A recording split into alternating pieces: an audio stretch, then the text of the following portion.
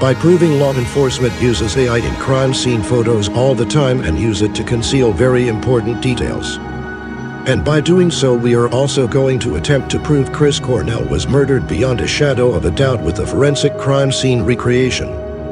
Our first piece of evidence stems from the assassination of Charlie Kirk, where law enforcement was caught red-handed distributing AI-edited photos of the suspect at the crime scene that look similar to Christopher Mintz-Plasse, Michael Cera, Chester Bennington, and Jonah Hill. At the very least, we do know these are real photos taken from a surveillance camera at Utah Valley University in Boerne. But later in the day, the Washington County Sheriff's Office, all the way down in Hurricane, made this, quote, much clearer image of the suspect compared to others we have seen in the media. Well, the reason it's so much clearer is because it's fake. And you can tell it's fake if you look closely first at the shirt. It used to be some sort of logo showing an American flag. Now it's distorted. But more importantly, if you look at the face on all four images, these are four completely different people. Some of them are young, some of them are older. We have no way of knowing if any of them are accurate. Now that you understand what's happening, we can start dissecting the Chris Cornell crime scene piece by piece.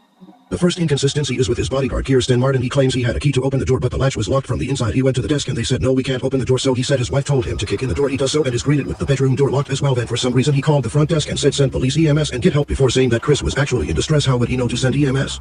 Chris could have just been in the bathroom, and after this, according to his own report, he claims he kicked the door 7 or so times before it popped open, yet there is no visible damage to the bedroom door to support this claim either. Then he says he saw Chris Cornell's feet, which is impossible due to the blood evidence at the scene and the photos released by TMZ. The police department edited or photoshopped images hiding crucial evidence.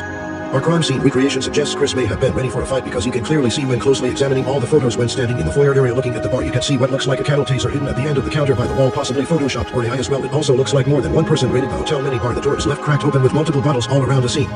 Moving into the bedroom, on the left bedside table, a gun and bullets, also what looks like brass knuckles that get flipped the opposite way in one photo. This is the only image they didn't fully blur, and it's damning as you can clearly see the bullets and 3 very distinct grooves in the gun. And for more evidence, this photo is AI edited. We started by adding a simple edge detect to determine the edges of the gun, but a huge surprise unraveled. A bizarre and eerie subliminal message was left when you try to edge detect this image of a rat. And more, also look at the bottle. At one point it looks like a cherry, others it looks like a flower as well. They also took his sleeping mask out and laid it on the opposite bedside table, disturbing the actual scene because the sleeping mask is not in other photos. By presenting false evidence, they did the same thing with the band that was around his neck, moving it and posing it in the door at an angle they know it didn't happen from. Also in the bathroom you can see what looks to be the outline of a knife on the counter that looks edited.